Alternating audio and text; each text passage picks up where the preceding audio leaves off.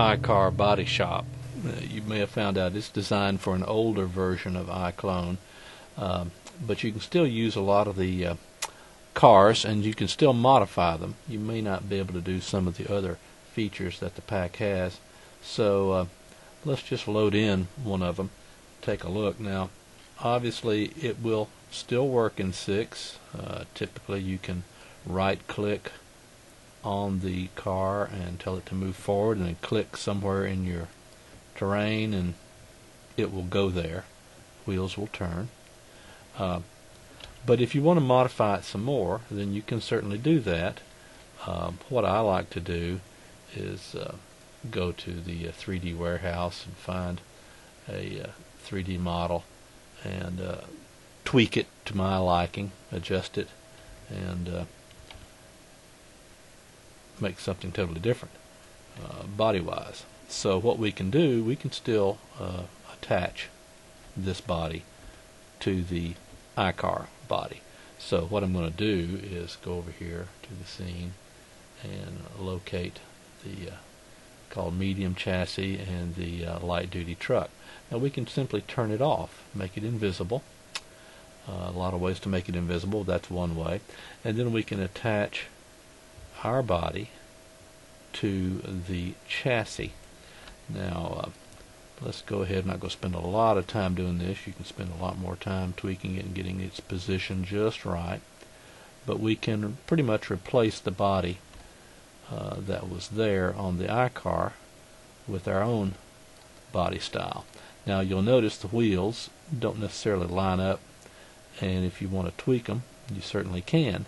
All you need to do is select the wheels. So let's get the back wheels, back and the left and right. I'm going to hold down the control key, select both of those props and rough it into position, and that's good. Now we probably want to move them in also, so let's get that back. Let's get the left side here, left, and then we'll select both of those, and then we'll slide those over, and now we've got it roughly where we want it. Now we can also, of course, make the chassis invisible. Now when you do that, everything disappears, but all we have to do is go back and select the wheels and turn them on, like so. And then we can adjust the body a little more if we need to. So now, and of course once again you can add your own wheels and do the same procedure. Add your own wheels, make these invisible, attach them to these wheels if you need to, and eliminate those wheels altogether. So now we want to make sure that this our body style is attached to the chassis or the body. I'm just going to attach it to the light-duty truck, and now you can see it has been attached. And so now we can once again move the vehicle like we did before, and simply right click and say move, and move forward. Click somewhere and it will move and the wheels will turn. Now that's not a particularly a good way to move the vehicle around. I would recommend one way is to create a path, and just create a path, and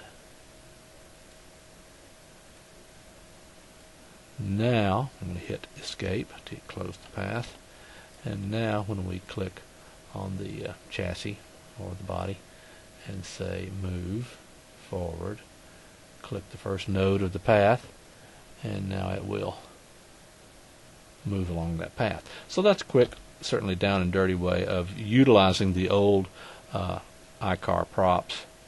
Okay, now you may want to swap out the iCar tires for your own model of a tire that may look better for you. So it's pretty easy to do.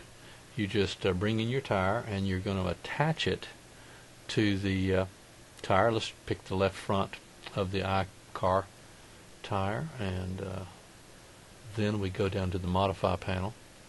Going to bring up under the attach this sub menu, and be sure we're going to bring it over where you can see it, and let's scroll down. We're on the left front tire. We're going to scroll down to the wheel, and we're going to make sure the position and rotation is selected, and notice it jumped into that place where that tire is on the iCar. And let's once again make the iCar tire invisible and make our tire visible.